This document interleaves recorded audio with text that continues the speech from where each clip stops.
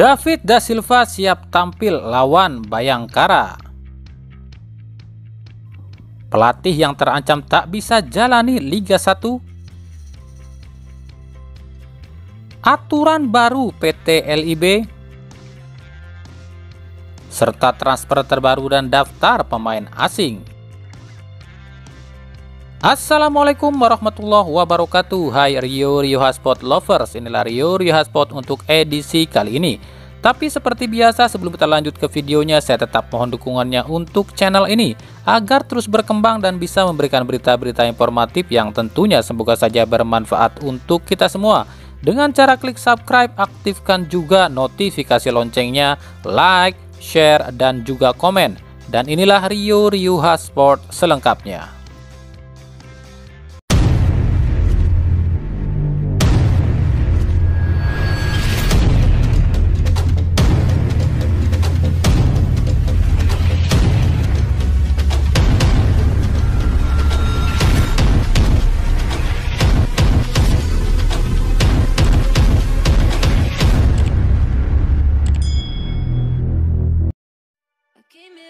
Jelang laga perdana kontra Bayangkara FC, Persib dapat kabar gembira. Yang pertama, dua pemain yang cedera sudah bisa tampil, yakni Nick Kuipers dan David da Silva. Menurut pelatih Robert Rene Albert, Nick dan DDS akan ditampilkan saat menghadapi Bayangkara FC. Meskipun dua pemain ini kemungkinan tak akan bermain secara full. Sementara dua pemain lain yang cedera, yakni Teja dan Siro, dipastikan baru bisa tampil di pekan kedua atau ketiga. Ini kabar bagus untuk kita. Nick dan David mengalami progres yang cukup baik. Kemungkinan kita akan bawa mereka ke Bekasi untuk menghadapi Bayangkara, ujar Robert Rene Albert. Kabar baik yang kedua adalah Persib dipastikan diizinkan untuk bermarkas di GBLA. Setelah diteliti dan diperiksa oleh PT LIB dan Polda Jawa Barat, GBLA resmi dibuka dan bisa dihadiri penonton. Namun kabarnya penonton yang boleh masuk ke stadion GBLA hanyalah 20.000 saja. Tentunya ini berkat kerjasama semua pihak, dari pengelola, PT LIB, dan Polda Jawa Barat juga. Kami ucapkan terima kasih untuk semua pihak yang membantu hingga kita bisa bermarkas di GBLA lagi, ujar Teddy Cahyono.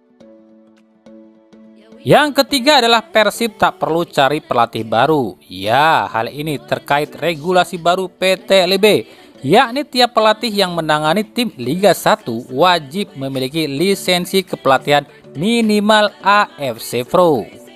Jika musim lalu tiap pelatih yang menangani Liga 1 wajib memiliki lisensi A AFC, kini dinaikkan jadi lisensi AFC Pro atau sederajat. Semisal UEFA Pro, FIFA Pro, CAF Pro, dan CONMEBOL Pro. Untungnya Robert Rene Albert memiliki lisensi kepelatihan UEFA Pro. Ini untung atau rugi sih? Pasalnya tidak sedikit loh bobotoh yang menginginkan Robert Rene Albert out. Andai saja Robert Rene Albert tak memiliki lisensi UEFA Pro, jelas mungkin Persib harus mencari pelatih baru tuh.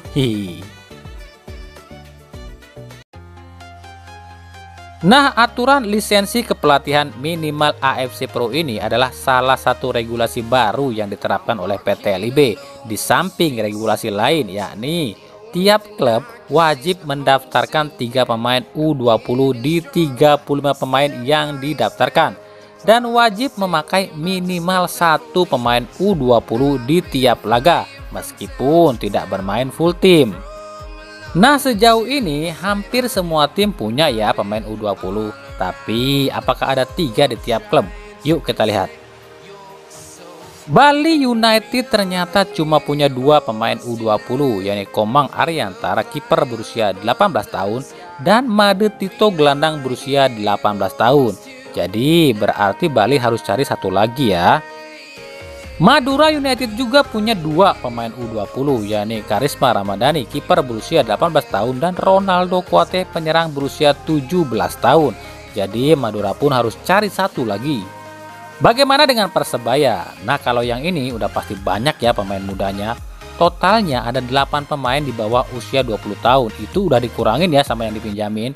Yakni mereka adalah Hernando Ari, Andre Octaviansyah, Marcelino Ferdinand, Saiful, Supriyadi, Bramdhani, Widi Syarif, serta Andi Agus.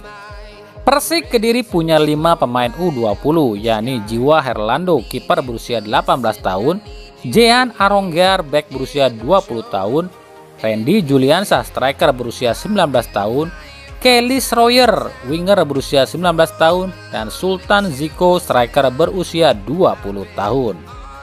Arema FC punya 6 pemain U20, yakni Ahmad Figo 20 tahun, Saya Dakostalai 20 tahun, M. Faiz 20 tahun, Ahmad Figo 17 tahun, Tito Hamzah 19 tahun, dan Bramtio berusia 20 tahun. PSS Sleman punya 4 pemain U20, yakni Reza Fadilah berusia 20 tahun, Wahyu Boli gelandang berusia 19 tahun, Sadam Gafar striker berusia 20 tahun, dan Hoki Caraka striker berusia 17 tahun. Persis Solo punya 3 pemain U20, yakni Nuri Agus kiper berusia 20 tahun, Zanadin Faris gelandang berusia 18 tahun, dan Hamzah Lestaluhu bek berusia 20 tahun.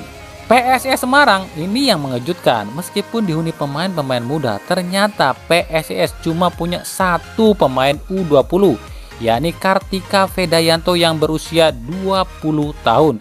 Sisanya rata-rata berusia 21 tahun. Bayangkara FC punya 3 pemain U20, yakni Dodi Irawan bek berusia 19 tahun, David Maulana gelandang berusia 20 tahun, dan Dimas Juliono gelandang berusia 19 tahun.